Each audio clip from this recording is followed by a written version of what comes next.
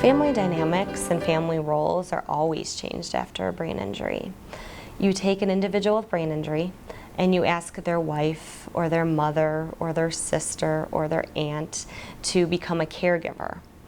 And we thrust people from a family role into a caregiving role.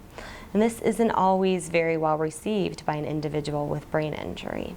So I think that what we need to realize is that there are resources for caregivers that have, are involved in the care of someone with a brain injury, because it's difficult to start taking direction from a husband or a wife or a mother after years of being a little bit more independent.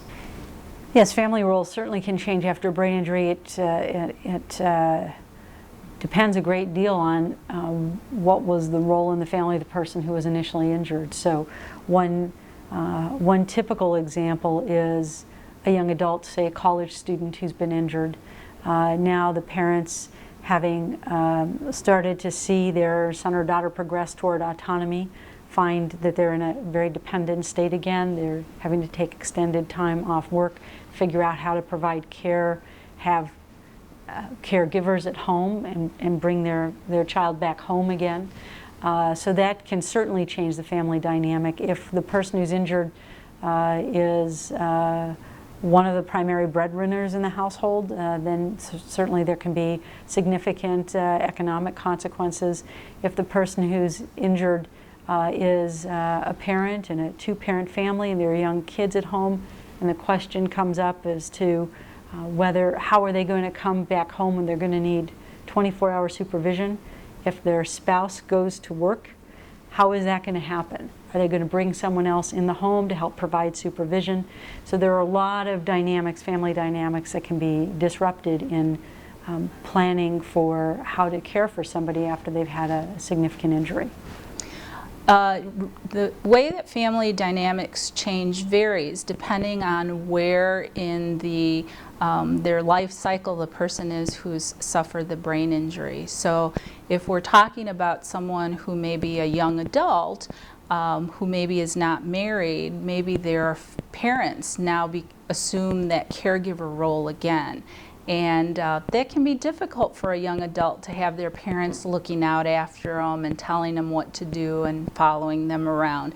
And it can be difficult for the parents because they thought that part of their life was over, that now they're waiting for grandchildren or something like that.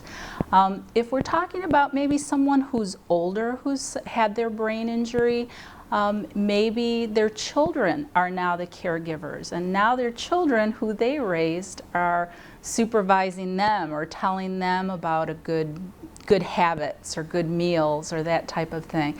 That also is uncomfortable for children. They don't expect that role of having to take care of their parents maybe at that point in their life.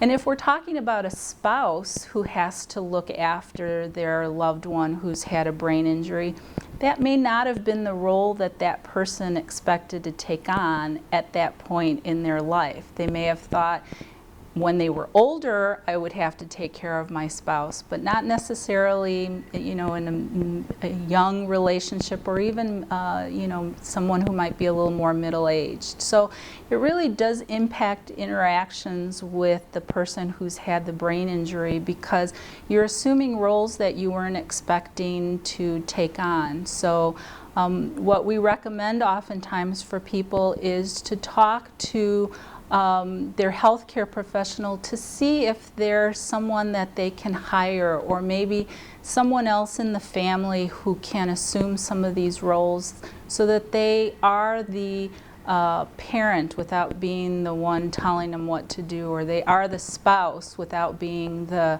nurse or the physician or the caregiver, or they're the child, the adult child, without having to tell their parents what to do, or physically caring for their parents. Broadening it out a little bit more, if you think about the family. Every family, starting off with a couple and then adding in children, has a way of doing their own family business.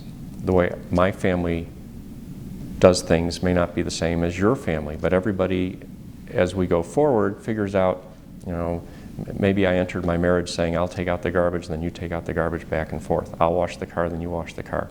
Well, eventually it changes, and I'm the one who takes care of the car, and you're the one who takes care of the dishes. Or I take care of the dishes, and you take care of the car, however it is. I'll take care of the money because I'm better at it. You take care of making sure that the household is supplied properly because you're detail-oriented in that fashion. After a brain injury, if I'm injured, my abilities may change.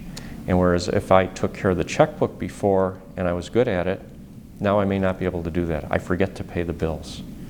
And my wife may all of a sudden find that there's overdue notices coming and the utilities get cut off. And she looks at me saying, why aren't you doing that? You're laying around watching TV and you're going out, you know, bicycle riding and doing all your stuff. Why aren't you taking care of what you're supposed to?